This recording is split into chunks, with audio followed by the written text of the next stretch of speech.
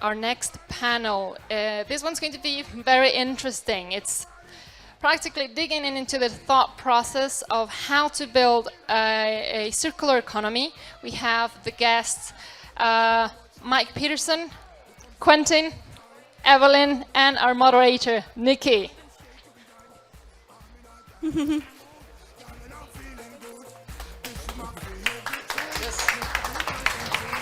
Thank you.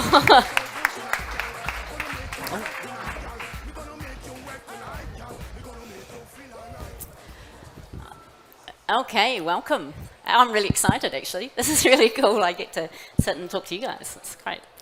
Okay, so we have Mike, Evelyn, and Quentin. Yeah, it's the right order. Awesome. Okay, so just quickly, if you could just introduce yourselves and just sort of quickly sort of say what circular economy you have been involved in. This is just a brief introduction, please. Thank you. We'll start with you, Mike. Sure. Mike Peterson, one of the team members of the Bitcoin Beach, and we've been helping with a number of the other circular economies around the world. And real quick, I'm going to take this second to ask you guys to please go support the local vendors that are up here. I know how much work it is for them to bring all their wares out, and since we've done stuff in El Zonte, and sometimes they leave disappointed because nobody spent any sats and they want your sats, so go buy yourself a cowboy hat. They have like fresh honey up there. There's a bunch of different things up there, so make sure you drop some sats up there before you leave today. Hi everyone, I'm Evelyn, and I am working here in the project of Bitcoin Berlin. And we have been doing this for about a year now. Hi, I am Quentin, living here in Berlin as well. I was involved in a project called La Piraya, where we kickstarted a circular economy from starting in May of last year, and for 6 months. So I left the island in October, and the project is still ongoing, but now I'm living here. Thank you. La Playa, if you haven't been down to Isla La Playa, it's in Usulután, and it's really amazing, beautiful place. You take a boat ride to get out there. Really, really, really cool. Okay, and now just once again we'll start with you, Quentin. Just a quick elevator pitch or a short description on what a circular economy means to you. That's a great question. So I think the original meaning of circular economy is an economy where you don't have waste in terms of production. So you have the least amount of waste from the output that you create. And so applied to Bitcoin, I think the idea is to have an input of Bitcoin, and that this input be retained in the economy and just keeps purchasing stuff and isn't exchanged for fiat. Mm-hmm. Cool. Evelyn? Yeah. Well, for me, circular economy, aside of agreeing with what Quentin said, it's to be able to empower people, the ones that, for example, they don't have access to a banking system, to be able to buy and sell goods and services, and have Bitcoin circulating within a community. That's, for me, a circular economy. For me, the circular economy is key to the value proposition of Bitcoin. It's no good separating money from state if you're not actually going to go out and use that money. And so that's what I think gives Bitcoin its value, is as we no longer have to ask permission to interact, to transact with our neighbors, with the people in the community that we live. We don't have to go through intermediaries. And so a true circular economy is one where you never have to go back to fiat. Obviously, there's nobody that's really quite there yet, where I would say maybe 50% along the way in El Zonte, but that's the long-term goal. Is it doesn't matter if the banks don't want to interact with the system because they've become obsolete. And so it's something where the actual transacting together helps bring the community together. It helps unify the community because they know that they're all kind of speaking the same language. Yeah, cool. No, absolutely. So look, I'm sure there are many interested people who are interested in how do they start up a circular economy. So actually for Evelyn, for businesses or communities looking to initiate a Bitcoin circular economy, what would you suggest are the key steps or strategies to begin implementing? Okay, one of the main ones is to get people involved, get the community involved. And the other one that it's really important is to don't be a maximalist, because everybody has a different way to get to Bitcoin or to understand Bitcoin. And that's one of the keys, getting involved with the locals, knowing the community where you're going to start that circular economy. That's going to help you a lot, because that way, that's going to be the approach that you need to take to motivate people, because not everybody's going to be motivated because you're telling them that Bitcoin will change their lives.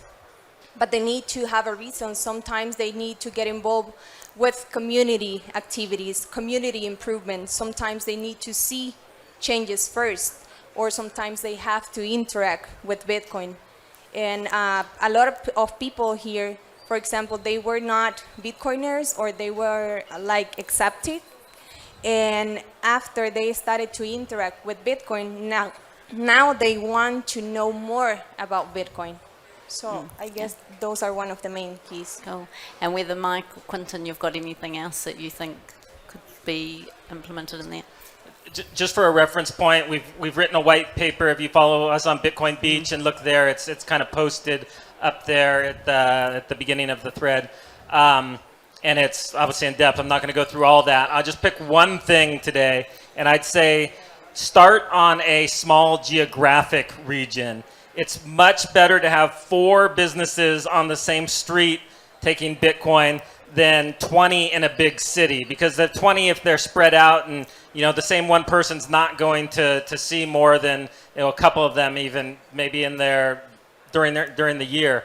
But if it's on one street, then they can kind of interact with each other. Then their employees can become willing to accept Bitcoin because they know they can spend it at the neighboring store that they see all the time. So start small and then let it grow organically from there. Once you get the momentum going, it'll take over. When we started in El Zante, we had to do a lot of work to onboard the stores. But once we had a crucial core, the rest of the stores started to FOMO in, and they're like, hey, I'm losing customers.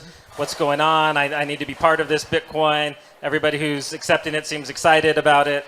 And so I would say start small. Absolutely. We've definitely seen that here in Berlin. There's been storeholders coming up and going, how do we do this? How do we get in? Yeah. Quentin, is there anything you want to Yeah, so I guess the idea is show, don't tell. Sometimes I think Bitcoiners are poor marketers or salespeople. We try to act as we have this big solution and we are looking for places to apply this solution, but we sometimes do not understand the problem, right, for the specific communities where we act. And so I guess the first step is to seek humility and to just talk with people and ask questions, just to learn about them before trying and showing them what a big solution Bitcoin is, right? Yeah. Like first understanding the situation and then try and find ways to be able to show them that Bitcoin, yes, it is a solution, but not only telling them. Yeah, absolutely. All right, cool. Look, Mike, you've been a huge part of helping a lot of circular economies get going and get started. Now, I'm sure there are many people who have asked you for tips and tricks on the way.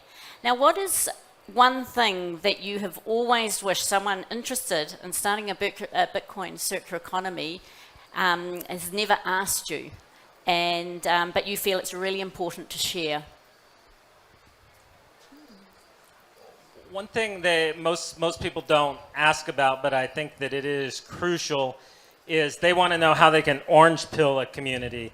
And I tell them I think that's the very wrong tactic, because if you come in like, hey, we just want to change your mind about this and do it as quickly as possible so we can get out of here, they won't want to have anything to do with you. It's really, they want to have a sense that you actually care about the community and that you're there for the long run, because there's so many scammers that come through promising different things, even well-meaning nonprofits that really with good hearts want to help change, but a lot of times the projects fail because they're not well thought through. So we are much more likely to get behind somebody who's already done the proof of work, who's already been working in the community. And so we've seen a lot of times even projects that didn't start out as a Bitcoin project.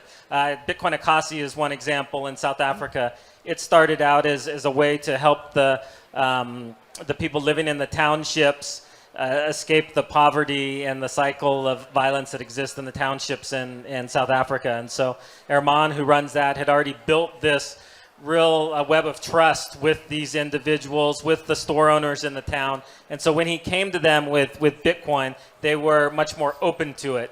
And then he's rooted in the community, so they know that he's not in and going to leave when we hit a bear market. Like even through this last bear market, he's walking with them through this, helping them understand the importance of low time preference. So I would say it's really important to be rooted in the community or be working directly with people that are rooted in the community. Yeah, yeah.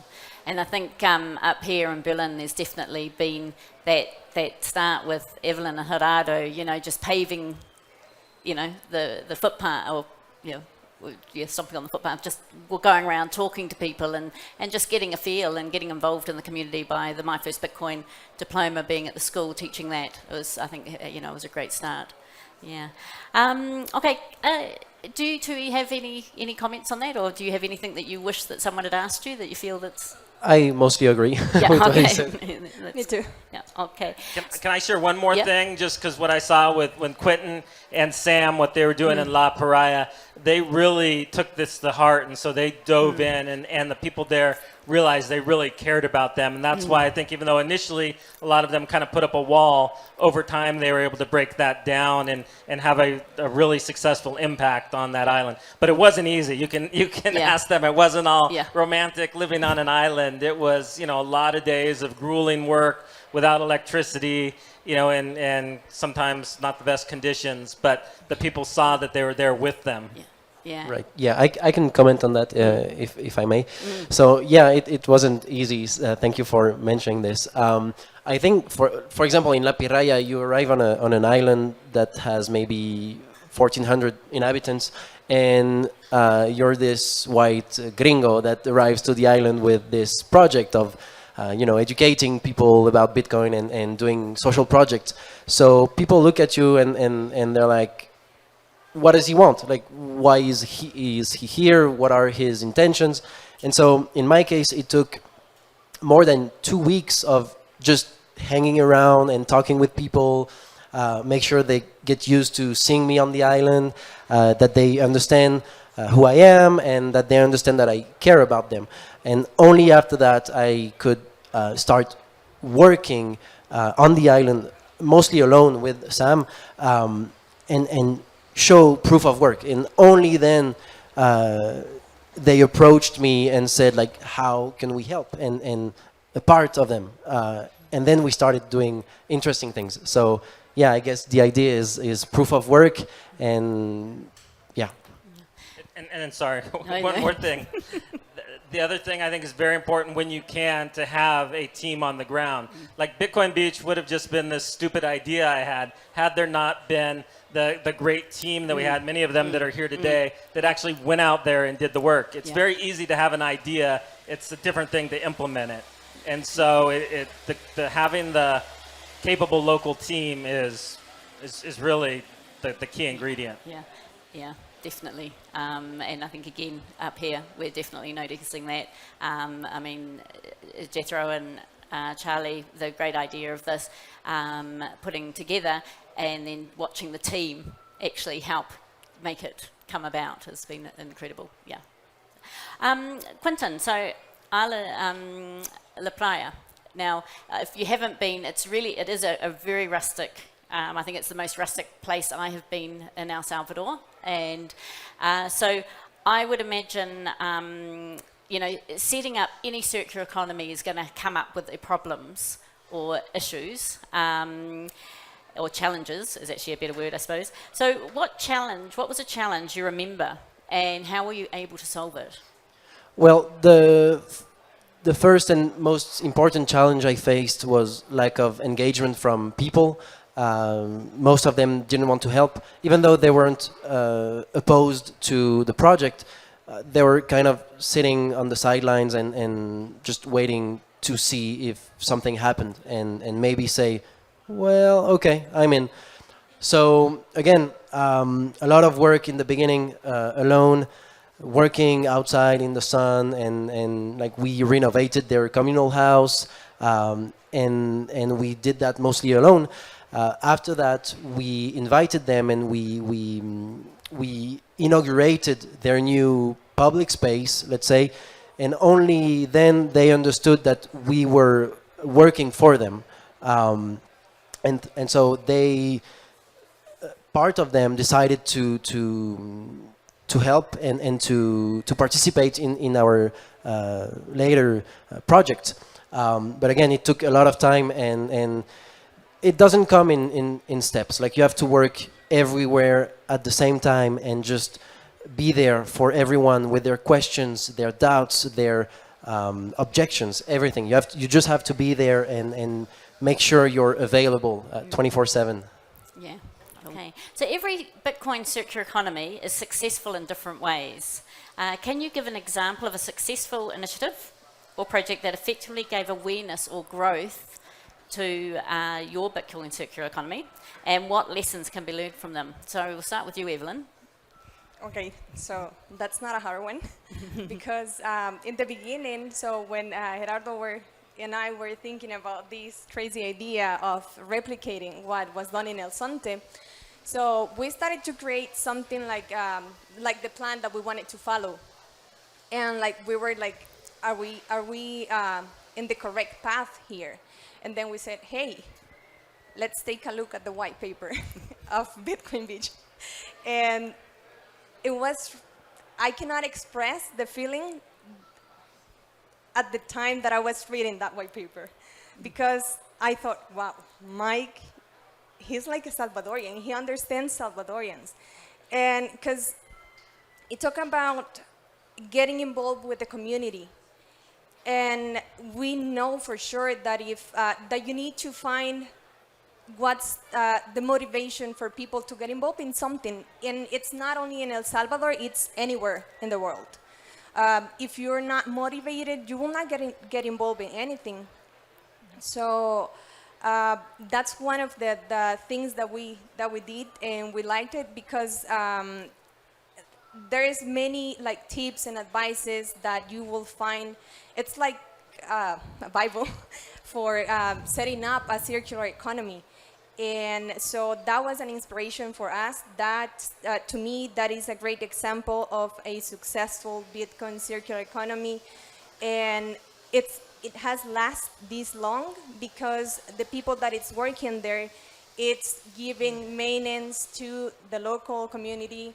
It's always getting involved. It's not that they just went and tried to do something and then they left. They are still there supporting that community, and not only that community, but all the other communities that they can help. So that's my example. Cool. Mike? I want to follow up on what Evelyn was saying, but I'll say the one thing that we saw that's been very helpful in El Zonte was, being able to teach classes that increase people's ability to earn a living, especially those that allow them to maybe work for a company overseas where they can earn in sats. And so we've seen this huge transformation in El Zonte, where now you go in El Zonte, you can almost always find an English speaker, which 10 years ago, you would never find that. Wow. But back to what Evelyn was saying about the white paper, I think that's why it's so important to have a well-rounded team with team members that play different roles. The white paper was not my idea. Roman back there, he kept pushing me. We need to have a white paper. We need to have a white paper. I was like, Roman, Yeah. it sounds like homework to me. And he is like, no, we got to do it. So give him a... And then also, I see the importance of it being rooted in the community, of it being like the people seeing that you care about their lives. But I myself am more of a behind-the-scenes type person. I'm an introvert, and so I know a lot of times I'm not the one to play that role. So that is crucial, but just because that doesn't fit your style doesn't mean you can't team up with other people who love to be sitting with people in their living rooms, explaining things to people. So that's why it's so crucial to have a well-rounded team. This is not something that any individual can do. It really takes a team effort. And that's what makes it so great is it can also be decentralized. It's not top down. So the way that they're doing it here in Berlin, they can share lessons that we've shared with them, but they can also know, well, things are a little bit different here, so we need to adapt these different things. On the island of La Playa, life was very different. So they had to adapt different things. And then the feedback they give actually helps us, where then we can take the learnings that they've had and adopt that for what's happening in El Zonte. So that's why I love the decentralized model of circular Bitcoin economies. Yeah, absolutely. Quentin? I'd like to comment on that. I too took a lot of notes from the white paper. When I arrived on the island on La Piraya, it was a blank slate. Like we could do whatever we wanted to do to kickstart this circular economy. And so I took the white paper and I literally took pages of notes just to make sure I was on the right track. And so yeah, thank you, and thank you, Roman, for that. Yeah, see. I know that definitely up here in Berlin that one of the things was getting the local Berliners involved, and so part of it was sort of like a clean-up area, like cleaning up the park, making the park look more beautiful. And so I know there was one of the young Bitcoiners here. He was 16 years old. He had a plant shop, Xavier. And so what you guys decided was to put it on Twitter or X and sort of say, look, we want to put these plants in the ground, or we want to beautify the park. And so there was a lot of donations, a lot of awareness there that created something to help the locals get involved too, which was awesome. Yeah. Okay, I know we want to get to a few questions, so I thought, well, I'll do one more and then we can go from that. So many people sort of reach out and ask how can they help a circular economy. I know we get lots, just James and myself, and I'm sure you guys do too. So what suggestions have you in how individuals or communities can contribute to the growth and sustainability of the circular economy, and what are the potential benefits for the participants? So maybe Quentin, we'll start with you. It's easy, really. If you think about the circular economy as input, a system, and output, and you try to keep the input working in the circular economy, just maximize the input. And so the idea is just come to a circular economy and spend your sats there. And this is why it is so important to support the local merchants, is that this is the circular economy. We're not at this point yet where the money is already inside. We have to input it into the system and make it so that it stays in the system. But the first step is to input the money. So spend your money and spend your Bitcoin. Yeah, so adding or spending sats into the economy, the other one is to bring your skills. If you can be a part of a community and bring your skills, that's a great help that you can give to the project. Like Mike was saying, education, it's really important. And we need as many people as we can to educate people. They will have a lot of questions, and there's going to be a lot of people asking those questions. So we need a lot of people to help people understand. I'd say just show up and find where your place is. We have people all the time that say, hey, I want to come down and do such and such. And we're like, well, we don't have that program. And so a lot of times it's hard to figure out how to plug people in. The people that are most successful are the ones that just come down, they see where there's something lacking, and they jump in. And that a lot of times requires you to commit to spending a significant amount of time in the community. So it's hard to just come down for a week and expect to be able to really do something impactful. Yeah, Absolutely. I think it is. It's having boots on the ground is really huge. It's something that we have really found. We're definitely needing people on the ground up here, and it's just what's your passion, what's your skills? Come and join it. Yeah. Look, we've got some time for some questions.